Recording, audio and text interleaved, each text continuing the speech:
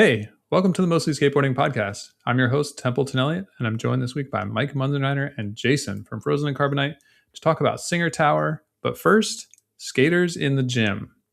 Maddie Connors wrote for High Snobiety this week about Contra, an LA gym focused on skateboarding with an impressive clientele, including P-Rod, Louis Lopez, Nicole House, and others. Jason, you're a resident gym rat. Does pumping iron help you ollie higher? In a word, no. No, it does not. And here's why. Based on my rudimentary knowledge of human anatomy and some rudimentary internet research I did get ready for this podcast, there's two types of fibers in your muscles. Fast twitch fibers, which are for, stuff like explosive movements like jumping, ollieing, that kind of thing. And slow twitch fibers, which are for like slower type movements like long distance running, squats, bench press, that kind of stuff. So long story short, like doing the leg pressing 400 pounds or whatever will not help you ollie higher. But there's other things like that you can do, like box jumps, different, triple jump, that kind of stuff. Anything that involves jumping or fast type movement with your legs will probably help you ollie higher. All right. So jumping is good for jumping. Yes. There you go. All right. This also explains why if I bike a bunch one day, I can't skate the same day. My legs are cashed. They don't want to do that. Yeah, I've found that too. Like I walk every morning, and if I walk in the morning, my skate session is not so good. So I try to plan accordingly. Yeah, one time I saw somewhere or read somewhere that Reese Forbes said, always run 4 miles before you go skate, which I guess is good advice. 4 is kind of the limit, though. One time I ran like 6 or 7 miles and I went skating. Like it wasn't happening. I would think running at all before skating would be bad. I mean, like to me, skating is the priority. I mean, there's skate, chill. Like, yeah. Matter of fact, I was just thinking, Reese Forbes might have invented all this like workout skate shit, or have been like one of the people who invented it. Because I think I saw some Men's Health article with him, and like I think I made a copy of it. It was in like 2006 or 2008 or something, where he had his whole like workout plan and shit. He was big into that shit, safe to say, in his pro career. Shout out Reese Forbes, definitely a legend of the game. Regular Adonis. Yeah. I was wondering who brought training into skateboarding. I was thinking Danny Way or Beeble maybe were kind of like the originators. I mean, Beeble in his prime was like Marb Reds, though, and like maybe some And One mixtape. Marb Reds. Yeah. And One mixtape mimics. He wasn't exactly beefing up during his prime days.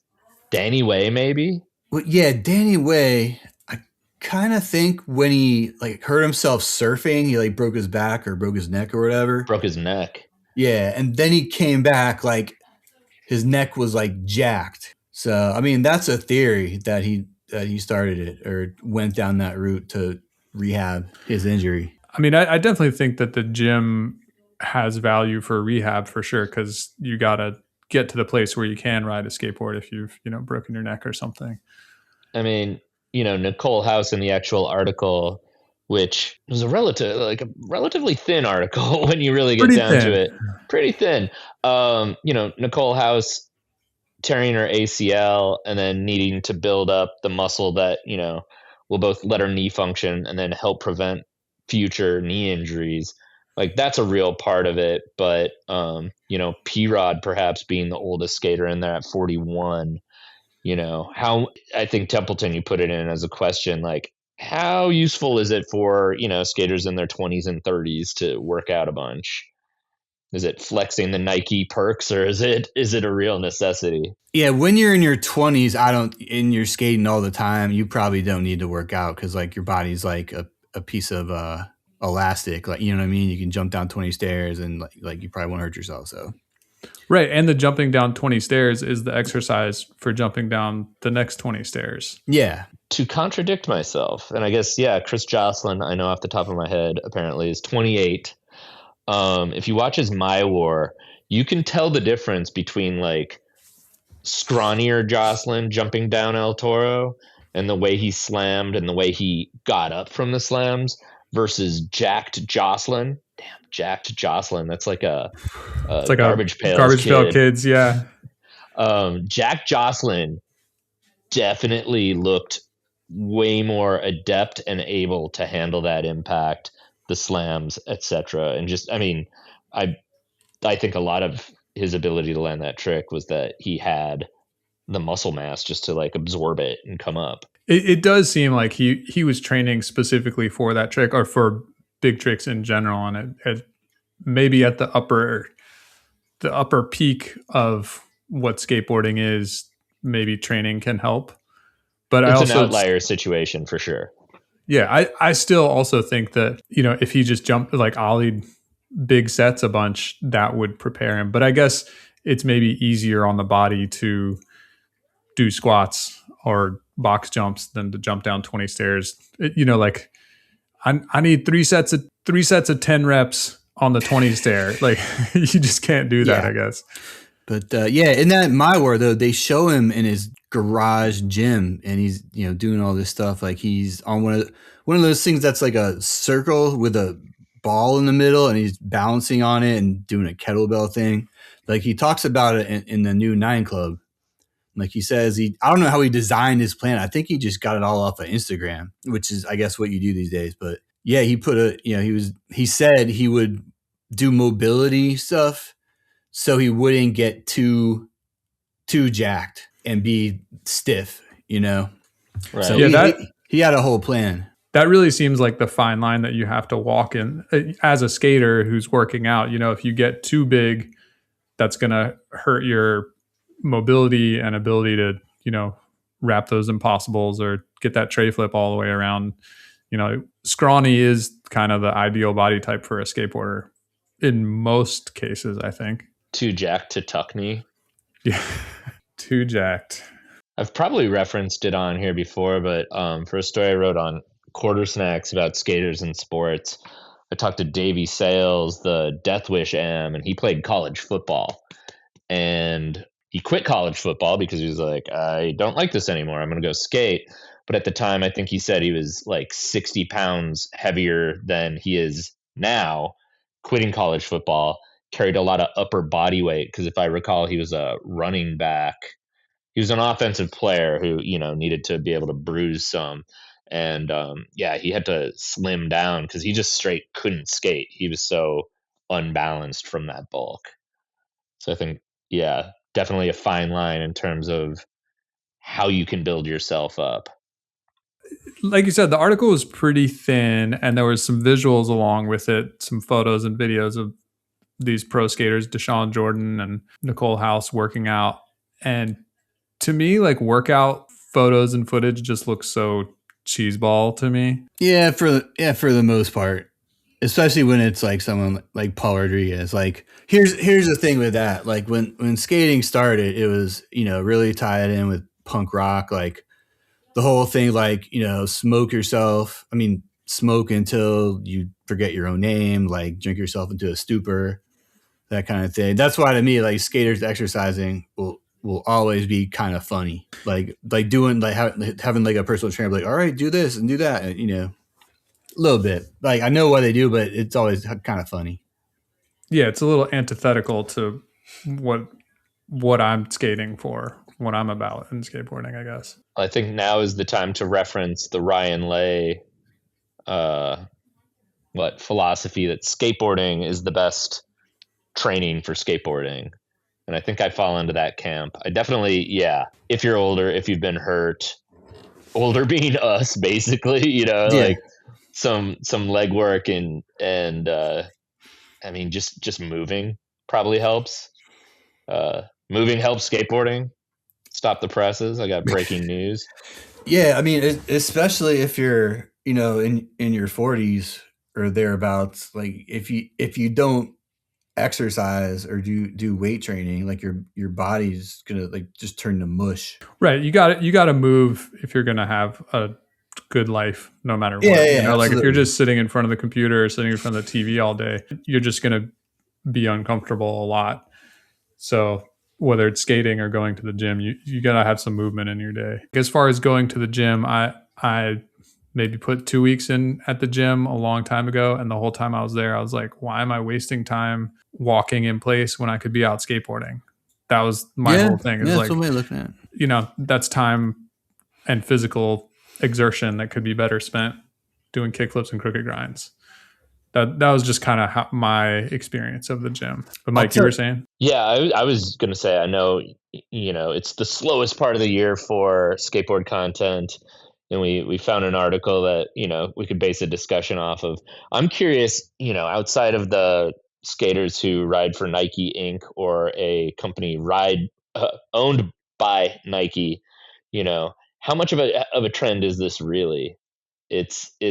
I wonder, just because, Jason and I were talking while we had technical difficulties, like, it definitely seems like a Nike hookup. And was this like Nike advertorial? I mean, I think this trend has legs just because it ties into the whole trend of like healthy lifestyle, wellness, not drinking. That's hot in the streets.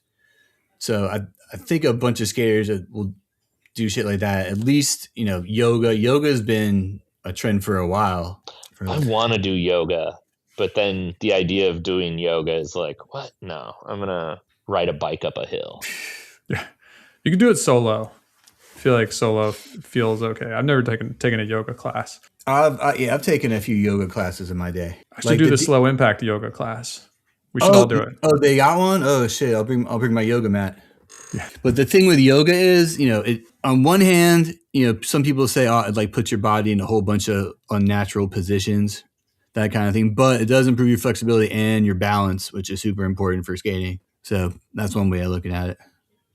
Yeah, I feel like the exercises that aren't going to bulk you up are where I would be leaning. And then as far as getting that explosive twitch fibers going, I think I would just lean on skating to provide that. Is there ever been like a really good, I don't know, I'm thinking of skaters who can ollie really high, and there's not like a single body type that can really do it. Yeah, there's like the lanky dudes, and then there's your Reese Forbes Olympian looking people, but then there's also like kind of not stout, stocky skaters who can boost really high. Yeah, does a certain type jump out to you, or am I on the right track that there's not a really given body type? I would say that taller folks have an advantage in ollieing higher. Wow. Just looking at the high ollie record holders, there's Reese Forbes, Danny Wainwright, Tyshawn Jones. Those are all tall, lanky. Right. Aldrin Garcia, I think, is the current record holder, and he's the outlier. Yeah. Okay. There we go. Good pull. Yeah. I don't know what, that's just like right there in my brain, always ready. I think you can you ollie the highest in this podcast, Templeton? You're kind of tall. Yeah, probably. I got a pretty good ollie. I mean, I think I'm the only one amongst us who's ollied a bump to bar. True. Is that true? Yeah. Yep. So I'll take the mostly skateboarding high ollie crown. But yeah, as far as this Circa gym goes, Circa. Shout out RIP Circa and the It's Time video. Yes. But that's a hard name, dude. It's time. Period.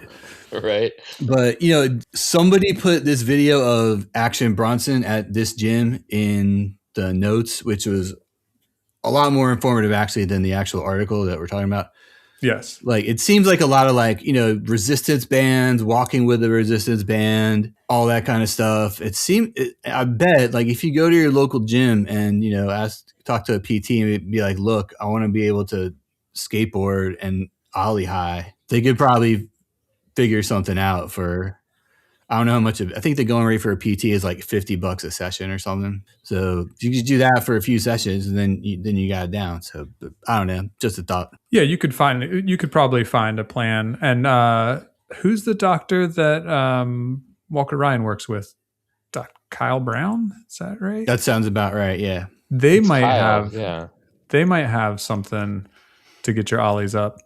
We'll link to it in the show notes, and listeners, you can dig in there and see what they got. I do that when I go skating sometimes, though, just because like I go to the gym a lot too. I'm like, all right, kick flip, 10 tries. If I don't get in 10 tries, move on. Like heel flip, 10 tries, move on, that kind of thing. That's interesting. Is that fun?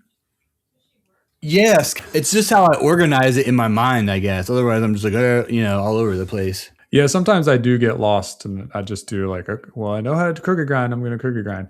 So yeah, going in with a plan might be helpful. Mike, have you ever treated your session like a workout, gone in with like a plan to do reps and stuff like that? I was recently making a point to do like frontside grinds and frontside 50-50s on the quarter pipe at the park because I felt like I wasn't comfortable with those. So those are hard on the quarter pipe.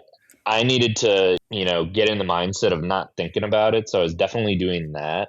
One time way back when I decided to do 100 kickflips in a row, and I did. Damn. I forget what brand it was, but they did a kickflip challenge when I worked at one of the indoor skate parks here.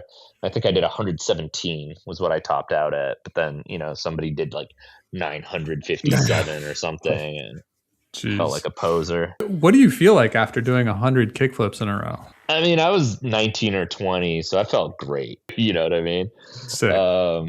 Yeah, no, I had it regimented though. There was this skate park out in the suburbs that had a big, it was on a giant asphalt pad. So there's like the ramps over there, and then there was this wide open space.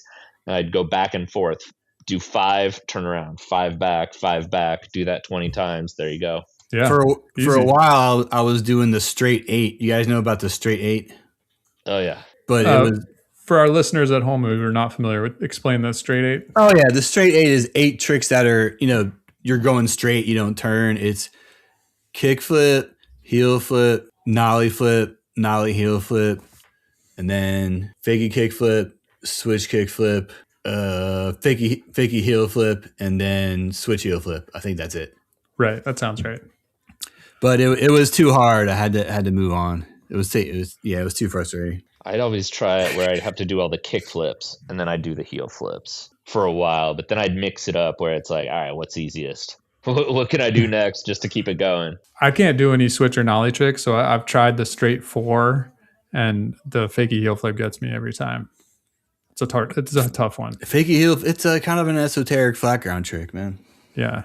Not easy. I tried to train on doing flat, like just went out to a parking lot one morning and I was like, all right, I'm just going to like do all my flip tricks. And I was just like, I fucking hate this. This is like so not fun.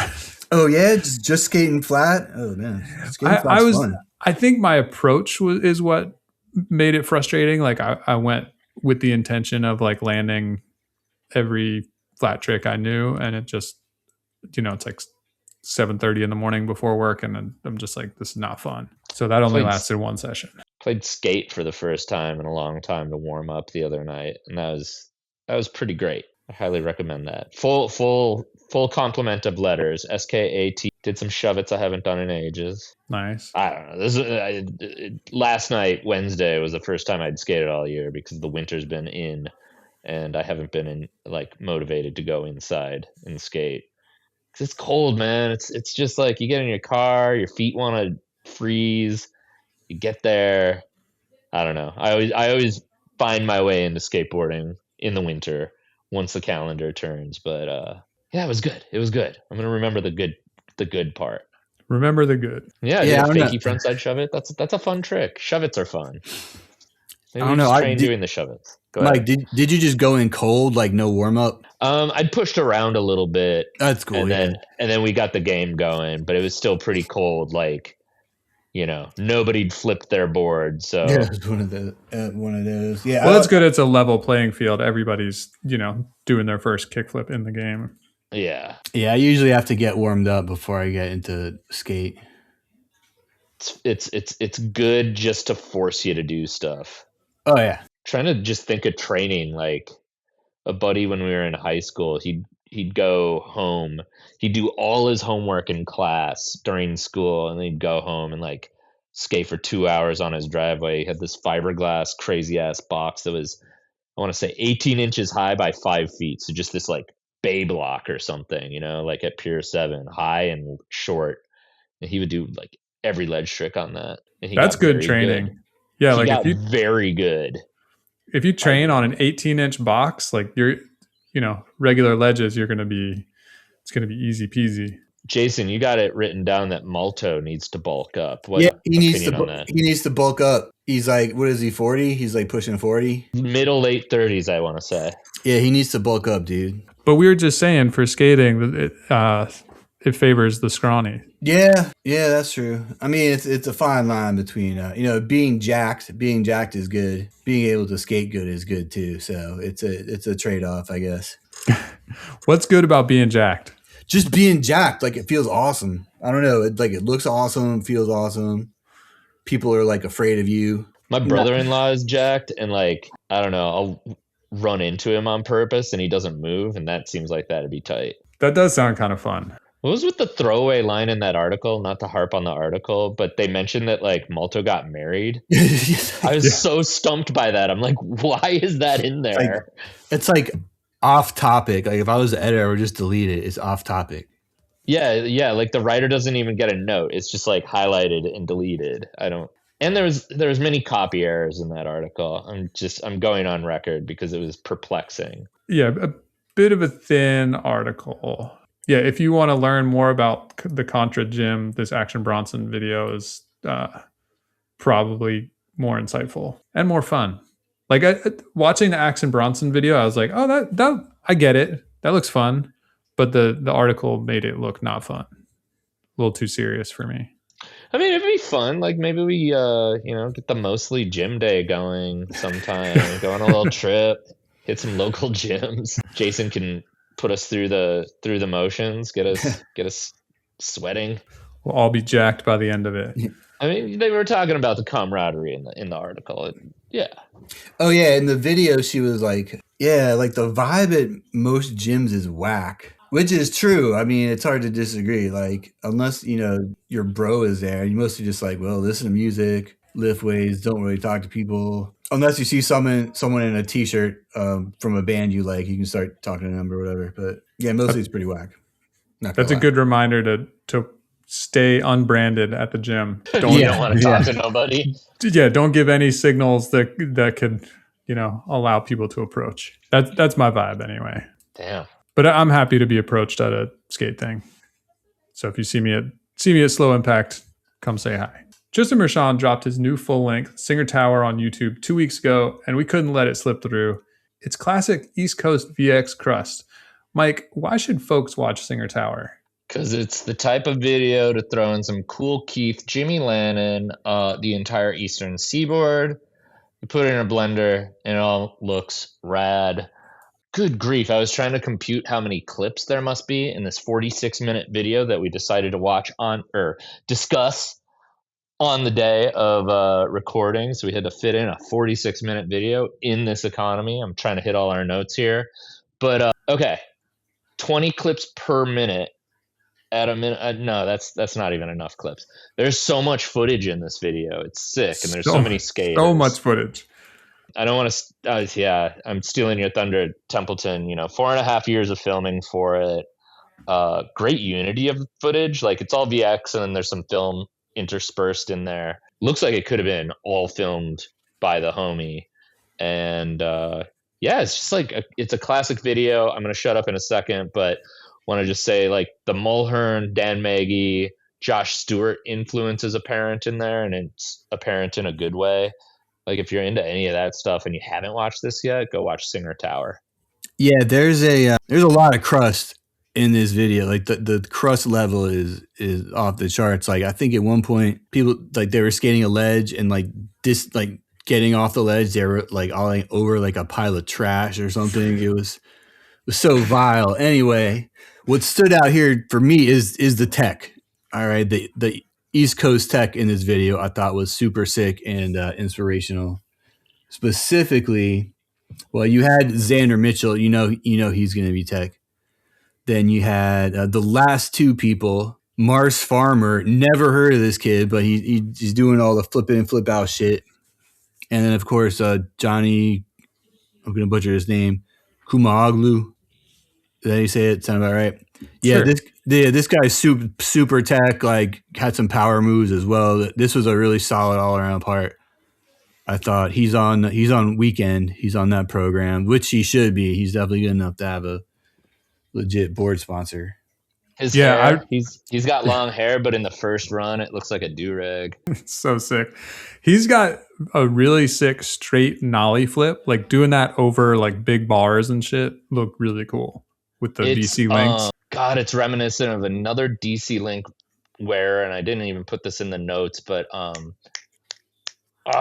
he's in the Jonna Gay part in Static. Somebody, what is his name? Andy Honan. Yes, Andy Honan. Hampton, Virginia's own Andy. I skated a day with him in San Francisco in 2003. Like, I think he kind of chilled with us because we had a VX filmer with us, but like that dude was sick. They have the same switch flip, like a kind of really janky, very switch, but very sick. And I think the nollie flip makes me think of it too. Yeah, that's super hard, like straight nollie flip over a wall or something like that. Yeah, that was like the standout from him for me. I think Grady Smith is always a pleasure to see Grady Smith skating. Oh yeah, and then skating to Wichita County linemen along with Mark Humanek. Great music supervision. Kind of hilarious. Like you would never think of it, but it really worked. Yeah, the music. Yeah, that song like kind of took that part to another level. I thought just made it really stand out. Yeah, Mark Humanek, like it's always great to see him like really distinctive style. He's one of those guys like if you saw like a silhouette of him, like you would know it was him. Right. You know? He could skate in like a chef's jacket, and he could also be an assassin with like his steez. Like he like skates by, pivot grind fakie something, and then like stabs you with a fucking poison tipped umbrella and then keeps skating. Right. No, that dude's really sick. What else did he have in that part? I don't know. Like the VX stuff is so welcome to see when a lot of videos do, you know, the Stroback long lens stuff, and it's all Stroback long lens. And when people aren't that good at that, it's not that fun. But when you get the VX wizards in here, it's super enjoyable. And I think it makes a 46-minute video go a lot faster than it could. Yeah, it's a good watch. I thought when I first started watching it, I was like, is my brain too fried for a 46-minute East Coast crust video? And it kind of felt that way until who was it? Josh Narvez. When Josh Narvez's part came on, that's when I kind of perked up. From then on, I mean, I think that's about 8 minutes in. From then on, it was great.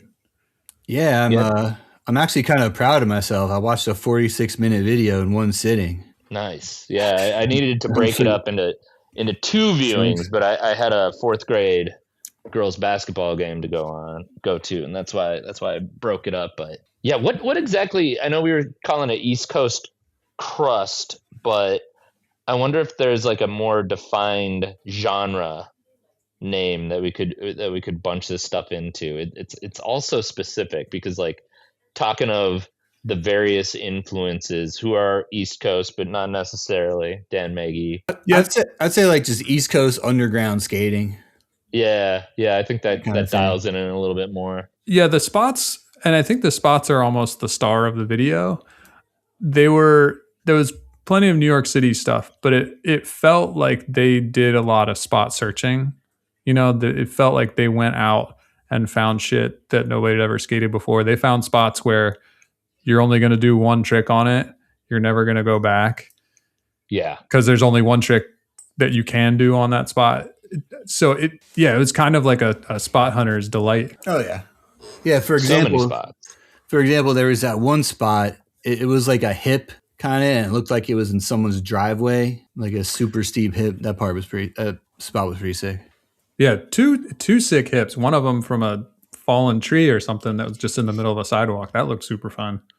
When the guys got a bunch of clips on, I don't know, they were like concrete slabs or something raised up at a construction site, and I completely forget who did it, but he had a couple like 180 manual tricks, and then they went long lens, and I'm like, oh, he's gonna do a half cab kind of like semi cab aerial to nose wheelie. Damn, I'm not trying to use that cab name anymore, man. Fakey Stevie can sleep 360. with the fishes. Fakey 360 to switch wheelie down that thing. And it's like, speaking to what you were saying, Templeton, about just like, here's the spot, what trick makes sense on it. Like, super good. All these skaters are super good at interpreting the spot and being like, all right, this trick makes sense. Because if I have a gripe, it's, nonsensical manual spots, like manuals for the sake of manuals. Right. Hate a manual, an unnecessary manual for sure. But yeah, a lot of tasteful, spot thinking here.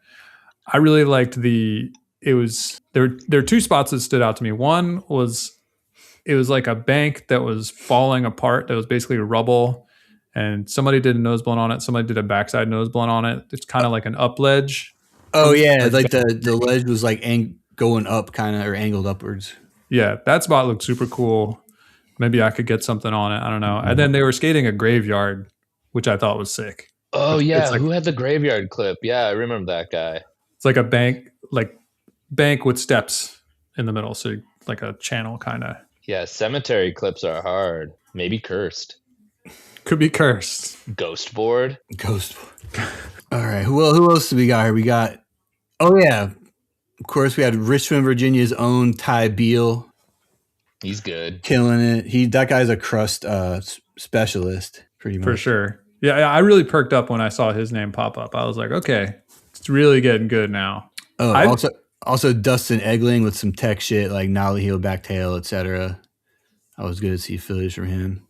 He's like a classic Theories guy. Like if Theories is interested in this video, Dustin Egling's going to be in it. So many just like, okay, these skaters are lifers, just real sickos. Speaking of lifers, we had Jimmy Lannon is back. Dude, who knew?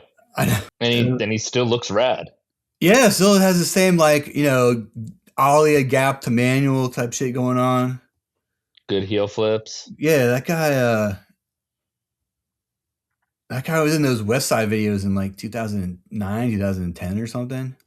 Gosh, maybe even before. Like, yeah, just like really distinctive style. Oh, used for to sure, get Lakai flow for sure. Yeah, I saw the Tampa sign mid video, and I thought they were gonna roll out like Alan Russell or something. Alan King of Ebor Russell. I'm so glad that you guys perked up with the name drop, because I thought that might have been a reach. All right. Yeah, I mean it is, but like Mike, you said the whole Eastern Seaboard, it is kind of like that. It seems like they have like a little Florida section, yeah, a little Baltimore / Maryland section, New York, of course. So yeah, it is kind of like that almost. No Boston that I could. Yeah. I didn't detect any Boston either. I am curious, like, what the tie that binds would be with this video. Is there, everybody kind of skates of the same genre, right? But like, is it, we're doing an East Coast video. I'm just kind of wondering, how it all fits together. Just curious. Yeah, it is kind of like an odd mix, maybe, with Xander is kind of a little out of left field. Ty Beal a little bit outside of this crew, I would think. Roger Krebs, who was really impressive. I feel like is he a GX guy? But yeah, he's a little bit outside of this group. But that's cool that it's an expanded group. It's almost like you had like some bronze. It's like a mixing of all the different crews a little bit. You had some bronze, you had some Theories, you had some those Pittsburgh guys like Jake Baldini.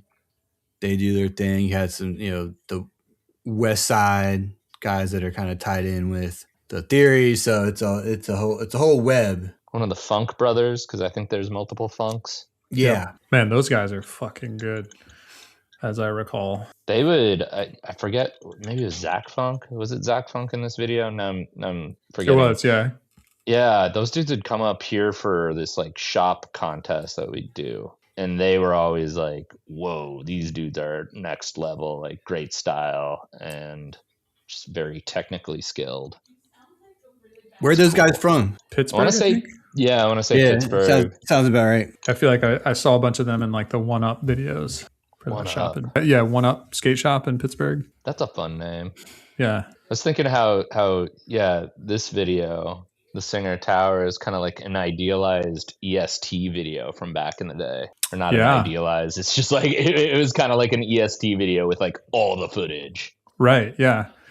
Which is interesting. An EST video would have been shot by like 20 different people from all over. But this, you've got Tristan Marchand heading it all up. And then I think there were like 5 other filmers in the credits. So really, it's really impressive to get this much footage with a really small team. And I think it would be mostly Tristan Marchand who filmed most of these videos. There was an additional list of guys because I watched the credits and I thought the same thing, like, whoa, 6 filmers, that's all. But then there was like there was another slide. Okay. I missed that. So, I mean, we're still only looking at like 25-ish filmers for, again, probably, thousands of clips. I'm just going to start inflating that number anytime I bring that up. Tens of thousands of clips filmed over 4 years. Yeah, it's definitely a throwback with like the filming it over 4 years and the length. Right. Don't really see that too much anymore. Yeah, it makes me wonder what, because a 46-minute video when I was 18 was exactly what I wanted and needed. And it makes me wonder, does an 18-year-old skater get stoked on a 46-minute video, or is it tough for them to get through like it is for me as an adult? Yeah, I don't know, so many thoughts on the relationship and the way videos have changed and how, I don't know, like when you were 18, you also watched that 46-minute video 4,600 times. Right. Right. Like I might watch that 46-minute video, rewind it, and watch it again because I don't have anything else to do. Well, and you don't have any other videos to watch instantly, Right. Yeah, I mean, memorize everybody in that video too. I think a lot of the kind of 18 to 21-year-old skaters, a lot of them will like, watch stuff that comes out and they'll kind of research old videos and stuff. But some young people are just like, watch whatever's on Instagram or whatever's on TikTok or whatever, it's hard to tell. It could kind of go either way. Yeah. I feel like I want to like interview your skate club folks and take the temperature of the high school skater in 2026. Oh yeah. No, skate club's good. So I was wondering about the name of the video, Singer Tower. So I looked it up, and in 1968, it was the tallest building ever to be demolished. It was the Singer Sewing Machine Company's headquarters in Manhattan. And I was wondering if it's like a metaphor for the VX1000, a once towering piece of technology that's now far past its prime and maybe ready for demolition. Yeah, it could be. Makes sense. Yeah. I'm not sure on the metaphor exactly, but even when filmers know how to use the VX and export it and do all the right things, I'm watching on my TV in my living room and the footage looks good. Of course, it's kind of jarring when you get the film shots or whatever, the interlude shots were, and that shit's crystal clear, and then you go back to the VX, you're like, kind of would like a little bit of clarity. But I don't know, it's soldiering on. I was just wondering if could you have a high def camera and somehow in this day and age get like a custom fisheye created that would make a really high definition camera look really dope.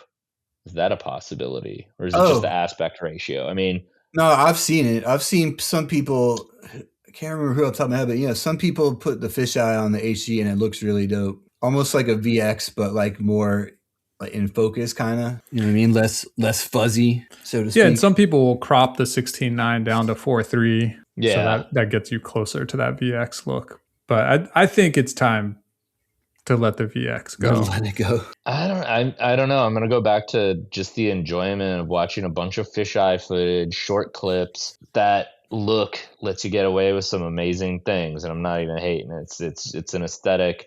You can do things that, or you can do tricks that are interesting in their, not maybe in their own right, but they look cool on the camera. I enjoyed the video because it was VX. And there were a couple long lens shots in there where I'm like, ooh, this is not the VX's strong suit. You know what I mean? Yeah, I do think it would be a different video if it was filmed on HD, even if it was cropped down to 4:3. The VX adds to the crust for sure. Yeah, I mean, but it wouldn't be that different. I mean, it would still be the same concept, same skaters, same tricks. Yeah, but I think there is something to what Mike was saying, that there's certain tricks that maybe you can get away with filming on VX, but in HD it reveals a little too much. Yeah. It's Deathland specific, I think. Yeah. It's another like incredible term, Deathlands. Death. Who came up with that? Was that French Fred? I feel like it was like somebody Alex like Mole or something, or whoa, Rowley or some. I feel like it was like a British flip guy, but Fred adjacent. Yeah, in that mix, probably in that mix. Yeah, I think there was a cut from the Taxi Driver soundtrack used in there for like 3 seconds. Some atmospheric ass music. I checked the credits. It was not listed, but I'm pretty sure Taxi Driver soundtrack song is in there. Oh yeah, that reminds me. Shout out Tristan for putting the names in chapters in the video, and also for putting the songs in the credits. Very much appreciated. Yeah, no one does that. And like, I don't even mind that they skated to drop, You Dropped a Bomb on Me, which was used in Prime Fight Fire with Fire, because like the song is so dope. I don't even care. There were a couple of redos. There's Bad Leroy Brown, which Rodney skated to. That's right. Again, totally fine. And then Foxy Lady cover. How could we forget Tim McKinney's self-song cover from the Think video? Templeton, the deepest cuts. Is that what's the name of that Think video? Dedication. Dedication. Yeah. Pat Duffy, backside tail slide at China Banks. Yeah? The song is the only thing I remember from that video. Made an impression. Tim McKinney's part. Yep. Well, I'm stoked that I got to bring that up and remind everyone of how hilarious that self-sung cover is.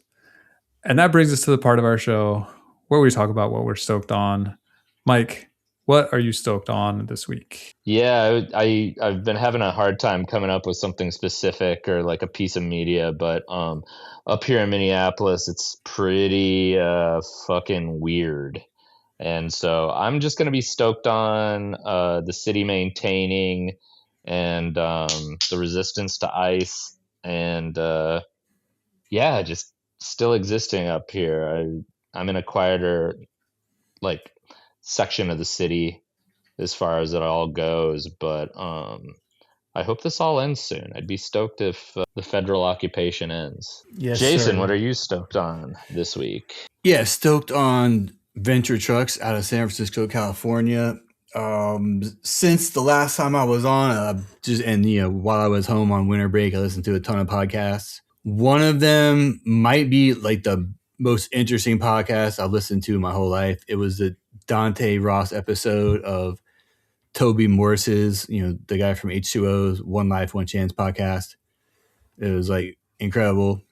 If you're into rap music or the music industry at all, like it's a must listen. Stoked on the NFL playoffs, division round coming up this weekend, and stoked on a video out of New Jersey called Just Enough. Some more crust in there. Templeton might hate this video because it's like 80% manuals, but I don't know. I thought it was pretty dope. Templeton, what are you stoked on this week? I'm stoked on not watching Just Enough and all those manuals. I appreciate the warning. No, really, I might actually watch that. What I'm really stoked on is the second half of Nemo Design's Nike SB, The Untold Story podcast. It's on YouTube. It's, available where your podcasts are. So if you're a super industry nerd or a footwear nerd, check that out. It'll be linked in the show notes along with everything else we just talked about. That's it for our show this week. Be sure to check out mostlyskateboarding.net for those links and other show notes. Until next time, you can keep up with us all week online. Jason, where can the people find you? On Twitter at Carbonite1994, on the Instagram at Frozen Carbonite, and writing stuff for quartersnacks.com. Mike, where can the people find you? I'm if you're gonna find me, I'm at M Munzenrider, wherever you're gonna find me. At Templeton, where can the people find you? You can find me on Instagram at Mostly Skateboarding. I posted on Threads today for just to feel something. Just to fucking feel something. I posted on Threads. And Threads is the weirdest weirdest place. Every now and then I look on there, I'm like, what? They try to like culture. They try to force feed it to you. Like they'll put it in your Instagram feed. Yeah, I think I just got fed too many Threads things, and I was just like, fuck it, I'm gonna make a post. So maybe you can find me on Threads. I don't know. But yeah, that's it for our show this week. We'll see you guys next time. There. I really did forget how to do the outro. It's funny. Yeah, you did it different. We'll see y'all next time. Yeah. Next week. Maybe you keep that in. Yeah, I'm still figuring it out in 2026. Foxy.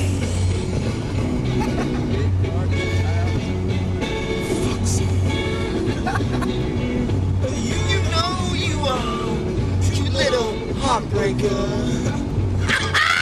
Foxy lady. You know you are sweet little love maker. My foxy baby. Gonna take you home, baby. I won't do you no harm. No. You got to be all mine, 'cause you my foxy brown baby.